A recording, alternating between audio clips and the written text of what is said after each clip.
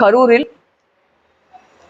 பாரதிய ஜனதா கட்சியினுடைய மாவட்ட தலைவர் திரு செந்தில்நாதன் ஒரு பொதுவெளியில அவர்கள் நடத்திய, குறிப்பாக பெண்கள் பாதுகாப்புக்காக நடத்தின ஒரு கண்டன கூட்டத்துல, பெண்களுக்கு அவங்க எவ்வளவு அறிவாளியா வேண்டுமானாலும் இருக்கலாம், அவர்கள் உழைப்பாளிகளாக இருக்கலாம், அவர்கள் திறமைசாலிகளாக இருக்கலாம், அவர்கள் அச்சமற்று உண்மையை பேசக்கூடியவர்களா இருக்கலாம், அதிகாரத்தை பார்த்து கேள்வி கேட்கக்கூடியவர்களா இருக்கலாம். இப்படியெல்லாம் இருந்தாங்க அப்படின்னா அவர்களை வெறும் உடலா மட்டும்தான் பார்க்கணும். அவங்களை ஒரு செக்ஷுவல் ஆப்ஜெக்டா, ஒரு போதைப் பொருளா தான் பார்க்கணும், பிள்ளை பெறும் இயந்திரமா தான் பார்க்கணும் அப்படின்னு சொல்லி கொடுக்கிற ஒரு பாரதிய ஜனதா கட்சியின் சித்தாந்தத்திலிருந்து ஒரு பாஜக மாநில தலைவர் அப்படி பேசுறாரு.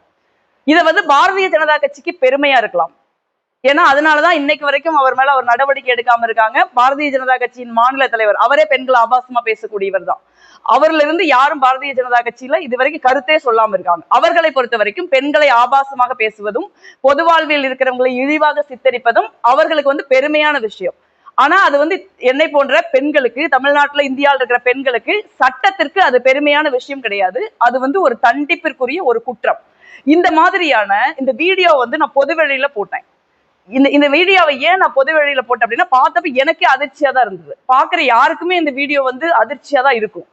ஏன் அதையும் தாண்டி நான் ஒரு யோசிச்சு ஒரு மன உறுதியோட நான் பொது வெளியில போடுறேன் அப்படின்னா, பெண்கள் பொதுவெளிக்கு வர்றப்ப, அவர்கள் ஒரு நியாயத்தைக்காக போராடுறப்ப, ஒரு பிரச்சனையை நாடாளுமன்றத்திலேயோ நாடாளுமன்றத்துக்கு வெளியிலயோ எதுக்குறப்ப, அதுக்கு எதிர்வினையா இந்த மாதிரியான ஒரு அவதூறுகள், ஆபாச பேச்சுக்கள், பாலியல் அச்சுறுத்தல் உள்ளிட்ட விஷயங்கள் தான் பொதுவெளிக்கு வருது. அப்ப பெண்கள்னாலே அவங்க வீட்டை விட்டு வெளியே வரக்கூடாது, வீட்டை விட்டு யாரு வந்தாலுமே அவங்க தப்பான பெண்கள் தான்ங்கிற ஒரு மனநிலையோட பேசுறது. அப்படியும் அவங்க வீட்டை விட்டு வெளியில வராங்க, பொது வாழ்க்கைக்கு வராங்க, அரசியலுக்கு வராங்க அப்படின்னா அவங்க அமைதியா இருக்கணும், வாயை மூடிக்கிட்டு இருக்கணும், கையை கட்டி அடக்க ஒடுக்கமா இருக்கணும். அவங்களுக்கோ இல்ல அவங்க சார்ந்திருக்கிற மக்களுக்கோ எந்த பிரச்சனை வந்தாலும் வாயை திறந்து பேசக்கூடாது. அப்படி நீங்க பேசுனீங்கன்னா இந்த மாதிரி தான் உங்களை பொதுவெளியில் நாங்க அசிங்கப்படுத்துவோம் அப்படின்னு ஒரு மாவட்ட தலைவர் பாஜக இருந்து துணிச்சலா பேசுறாரு.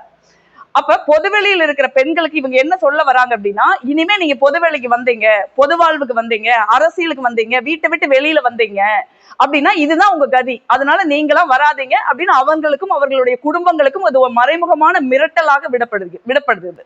இது பொது வாழ்க்கையில் இருக்கிற பெண்கள்னாலே ஒரு என்ன நடந்தாலும் சரி, அவங்களை யாராவது ஆபாசமா பேசினாலும் சரி, ஒரு அச்சுறுத்தும் விதமாக பேசினாலும் சரி, அருவருக்கத்தக்க விதமாக பேசினாலும் சரி, பொதுவெளியில இப்படி அசிங்கப்படுத்தினாலும் சரி, அதை பயந்துக்கணும், அதுக்காக நம்ம வைக்கப்படணும், நம்ம கூனி குறுகி போயிடணும், பயந்துட்டு அப்படியே மறைஞ்சுக்கணும்னு நினைக்கிறாங்க. அந்த மாதிரி பெண் நான் கிடையாது. இன்னைக்கு இருக்கிற எந்த பெண்ணுமே அப்படி கிடையாது.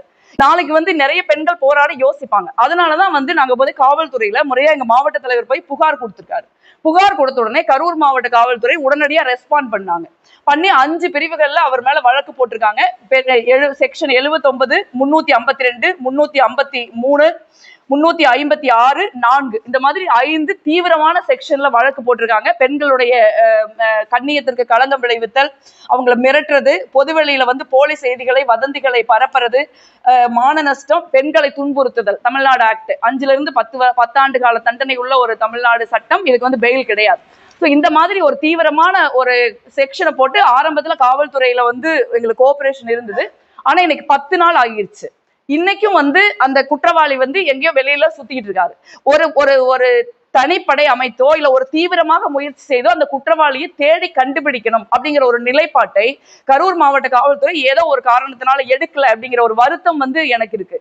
ஒரு நாடாளுமன்ற உறுப்பினர், ஒரு பொறுப்புல இருக்கிறவங்க, ஒரு பொதுவெளியில எதையுமே ஒரு அச்சமற்று பேசக்கூடிய ஒரு பெண் கொடுக்கிற புகாருக்கே இதுதான் நிலைமை அப்படின்னா, அப்புறம் எப்படி ஒரு சாதாரண பெண்கள் ஒரு புகார் கொடுப்பாங்க? முதல்ல ஒரு நாடாளுமன்ற உறுப்பினர் கொடுக்கிற புகாரே இந்த மாதிரி தமிழகம் முழுக்க, இந்தியா முழுக்க என்னோட வீடியோ பார்த்து ஷாக் ஆகி பல்வேறு கட்சியை சேர்ந்தவர்கள், நாடாளுமன்ற உறுப்பினர்கள், எங்க கூட்டணி கட்சியை சேராதவர்கள் கூட எங்க கூட்டணி கட்சி மட்டுமல்ல, கூட்டணி கட்சிகளை சேராத கட்சிகளை சேர்ந்தவர்கள் கூட மிக தீவிரமாக எதிர்வினை ஆற்றியிருக்காங்க. எந்த விதமான கட்சியோ சித்தாந்த நிலைப்பாடோ இல்லாத சமூகத்தில் பொறுப்பிற்குரிய பல பேர் வந்து இதை எதிர்த்து உடனடியாக காவல்துறை நடவடிக்கை எடுக்கணும்னு பொது வேளையில வந்து அவங்க வந்து சமூக வலைதளங்கள்ல எதிர்வினை ஆற்றியிருக்காங்க.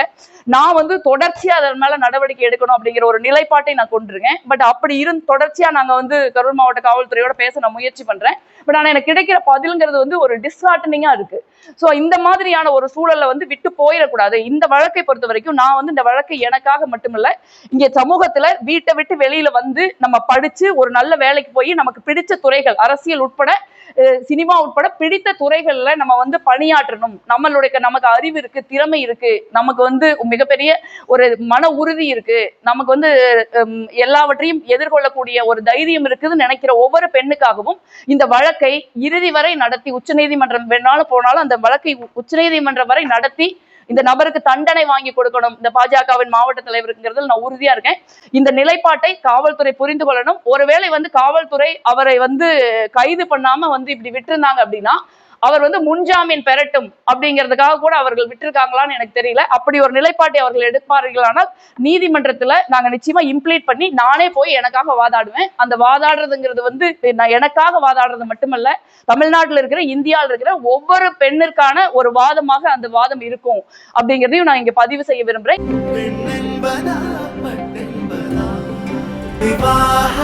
மணப்பெண்ணின் பிரத்யேகமான திருமணம் விவாஹா தி சென்னை சில்க்ஸ்.